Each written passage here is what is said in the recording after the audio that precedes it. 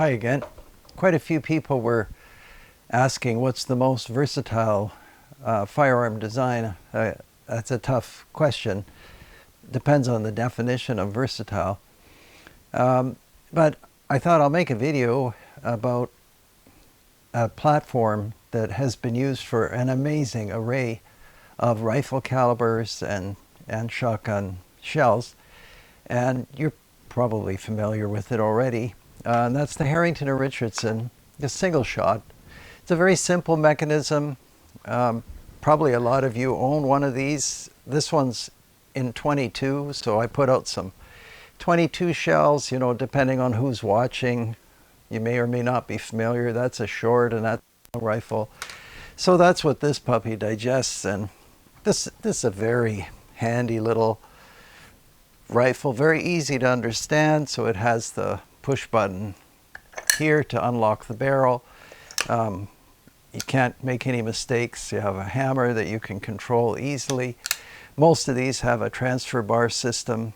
There are many break open shotgun designs going back 100 years and more, but somehow the Harrington and Richardson stuck around. I guess they're not around anymore, although some people tell me they're being made by other companies.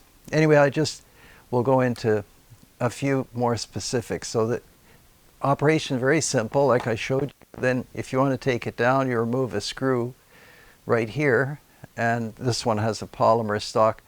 But I've seen these with every kind of stock, walnut, some people put aftermarket fancy walnut, the polymer or laminate, you name it, it's been done. This comes off after you remove the screw, which I did before filming, and then you release the mechanism with the same push button and the action comes apart. A lot of people wonder about locking. Actually, I received a lot of letters about some kind of a accident with a 50 caliber, which is why I have that on the table, just to remind me to comment about that quickly. And yeah, I mean, with firearms, you're dealing with a lot of pressure. And above all, I think most firearms designers know you just cannot let the locking mechanism move or fail. Threading, let's say that we wanted to put some kind of high power cartridge into this chamber and then we thread it on something. Well, that locking is as strong as one of the threads. If the threads fail, the whole thing fails. So I watched a video a couple of times like most other people, and the outcome is predictable, and above all, never have anything involved in the locking which can become a projectile itself. And that's what happened with that 50 caliber. Anyway, I think there are other videos that go through the actual reasons for the failure, which are very easy to understand and observe. But anyway, these mechanisms are quite solid. The one I just showed you is a 22, but the barrel is of course secured by this standing breech, and it's very rigid, so it's hard to imagine how it would fail. Generally speaking, if there's a barrel obstruction, the barrel fails and the action remains secure. If you're wondering what locks these, it's not always apparent, but if you look in there, it's hard to film just because of the lighting, but when you depress this button, you're actually pulling back what the British would call one byte. There's one locking element here, and all that has to do is hold the barrel against the breech face. So I'll actually switch to the barrel now, and that's what holds the whole mechanism together, this little surface. And of course the hinge pin sits in here.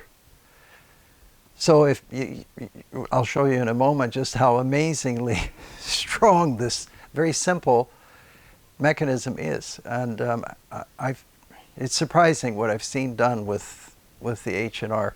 So we'll set aside the 22, and this one's been sitting on my lap and slipping off my lap. This is the same mechanism. This is a 36-inch barrel, 10 gauge. These were finished in all kinds of different ways. This one has color case hardening, so that's kind of nice. And it says Harrington and Richardson, Sportsman Long Range. I have no idea when these were made, but I had a chance to buy this one.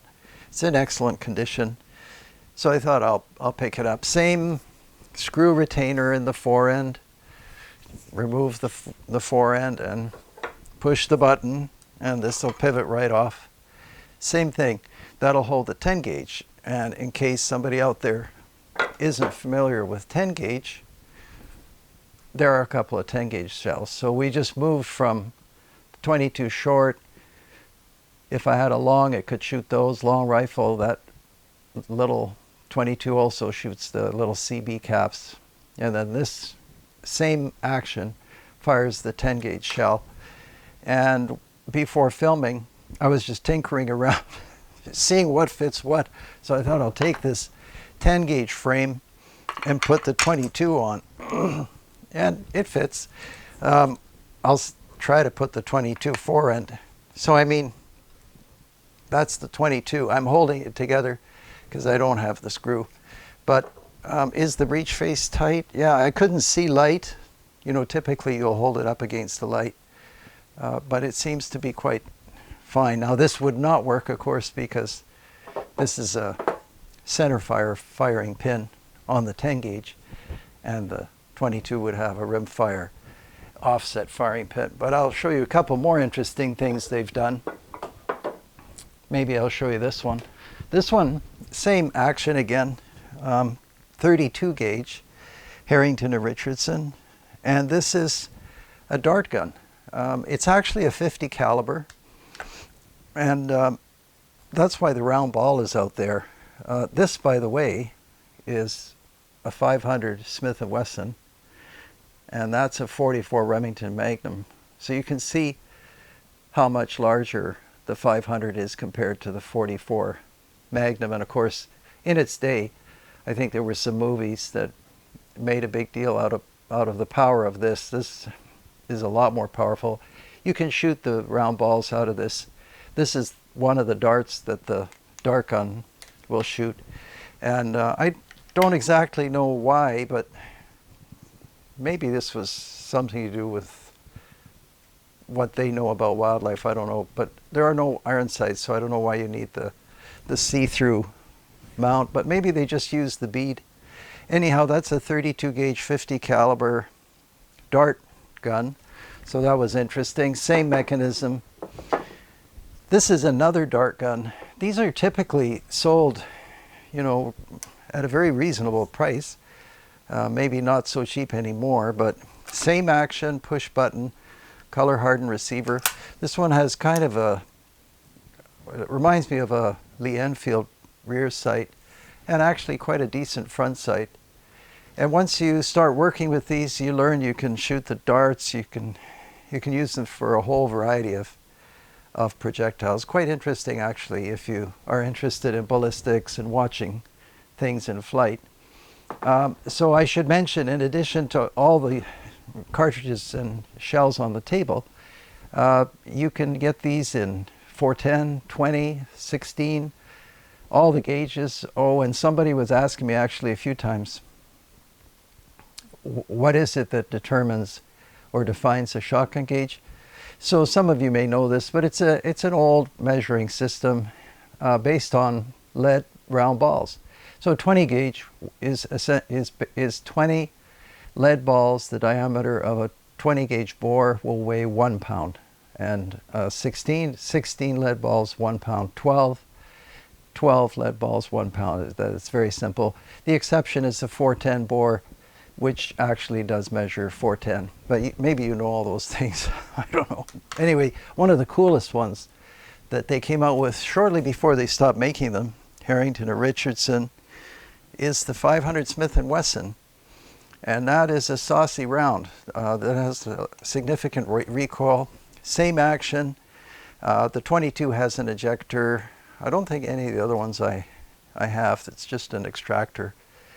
By the way, I've never seen an accuracy issue with these. The barrels were fine, even though the barrels aren't free floating. For the money, probably one of the best firearms one can buy even now. The prices have probably roughly doubled, but they're still an excellent buy.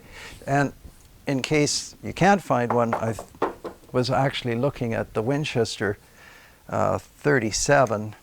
Very similar, except it opens more, you know, like a typical double with a top lever, whereas the Harrington or Richardson has that thumb push button, it has the hammer. Locking's not quite as secure, in my opinion. It's a matter of angles. And of course the forend would probably be not so secure as the H&R with the screw lock. This is spring-loaded. But nevertheless, easily worth buying, and still around. And there are people that collect only these. Anyhow, I hope that's useful to you. I'm not aware of a 50 BMG in the H&R, but I'm sure that somebody out there probably did that. And who knows, maybe it held. In fact, I was watching a long time ago, I think it was the Iraq veteran was tinkering with something like that, but I forget what the outcome was. You may know that channel, kind of an excellent channel and fellow. I'll try to look that up and get more up to date. Anyhow, I hope that's informative. I put some shells out so you can see, and just some of the things that I typically use. Quiet 22 by CCI.